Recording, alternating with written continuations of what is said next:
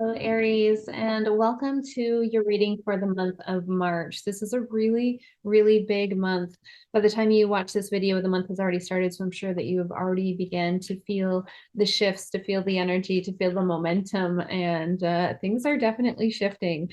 I know that for a lot of us, we're starting to really feel that Venus in retrograde, our relationships are being challenged, our relationships what really isn't here for us is being brought to the surface so that we can shed it, so we can move past it. And I know I've been feeling it, and I'm sure some of you have as well. We're going to start this month's reading off with a message from the Intuitive Life Coaching Oracle. And I'm getting mentor for you. And this doesn't come as a surprise for me because there was something coming up for the Aries Collective about a shift, about a really big shift. I mean, a lot of us are feeling it right now, but for so many of us, it's really helpful to have mentorship in this journey. Obviously, I'm a little biased because I am a spiritual life coach myself, and I work with a lot of women, and I work with them privately in entrepreneurship. I work with them privately in spiritual alignment, and then I work in a group program for those who are looking to connect your mind, your body, and your soul. Maybe, just maybe, I am the mentor. Maybe there's someone else, but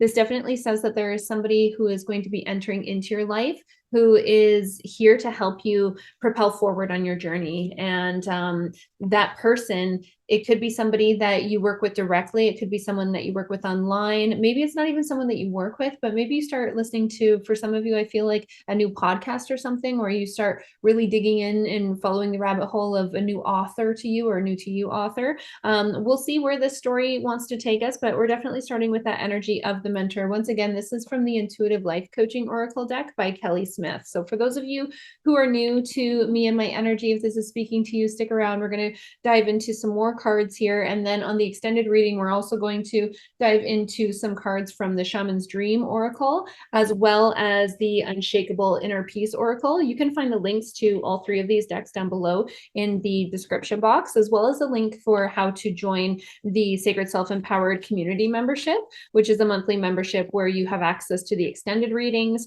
some courses, some discounts on some of my other courses, and we meet on Zoom a couple of times a month as well. It's a really beautiful sacred container. So let's see what else wants to come up for the month of March. And you guys know we've got some pretty big astrological events happening in the month of March. We've got the lunar eclipse on the 13th, 14th. We've got the equinox coming up. That is the day that I'll be doing the majority of my rituals.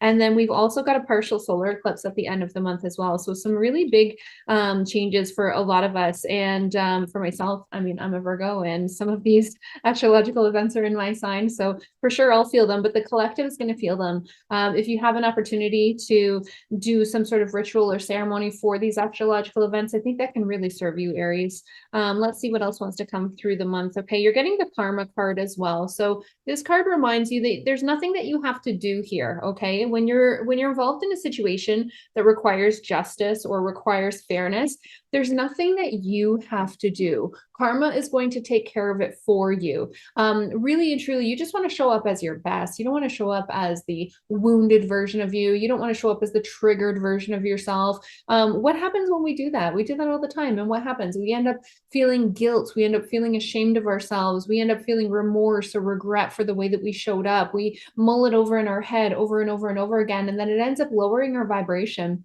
for extended periods of time. It depends on, each and every one of us, but I'm sure you can think of an experience where you have mulled something over and over and over about the way that you showed up. And how many hours of your day did that kill?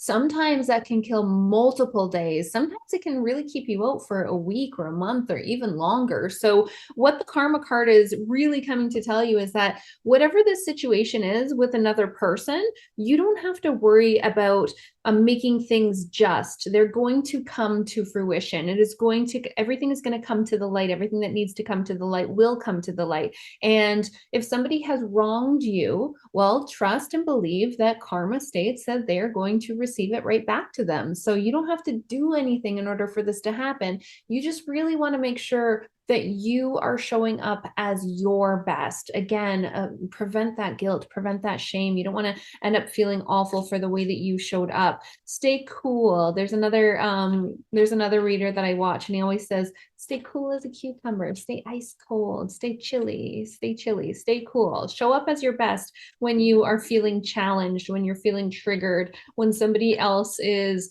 not showing up as their best with you. You want to be able to say, hey, I took the higher road. And I feel like for some of you, this is a narcissist that you're dealing with. When you're dealing with a narcissist, they get off.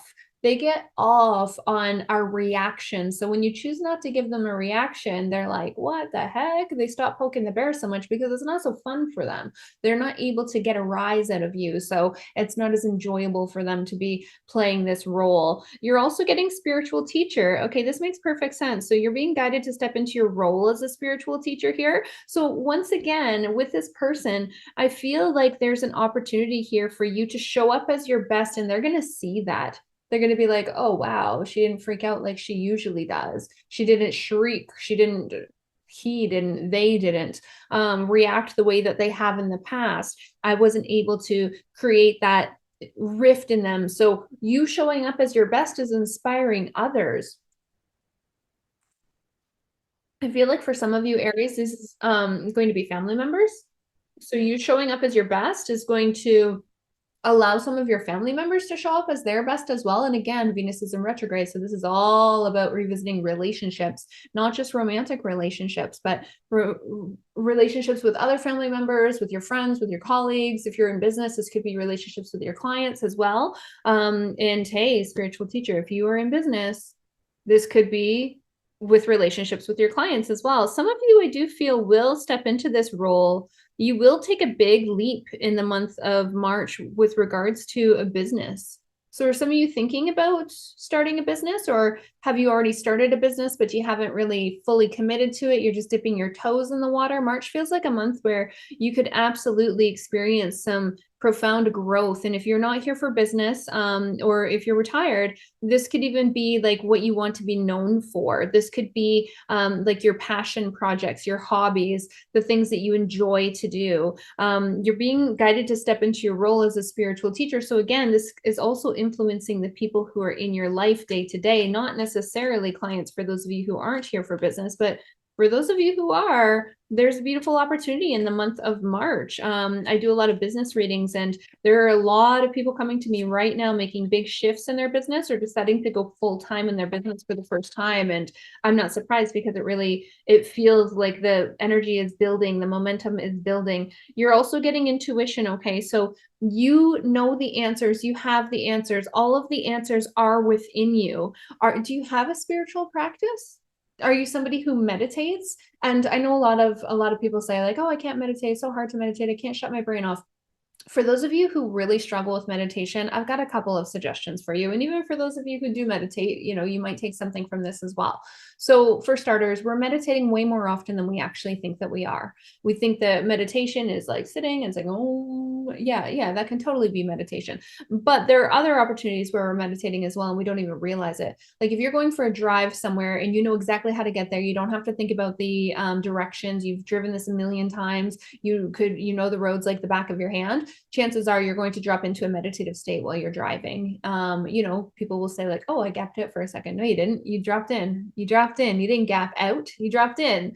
Also, when we're going for a walk in the woods, that's a beautiful opportunity to meditate. I've got the woods right behind me. That's why my desk looks a little different today, because I wanted to be right in front of the window, because it's a beautiful day. All the snow is melted. Spring is coming. We've got spring equinox in the Northern Hemisphere happening at the end of this month.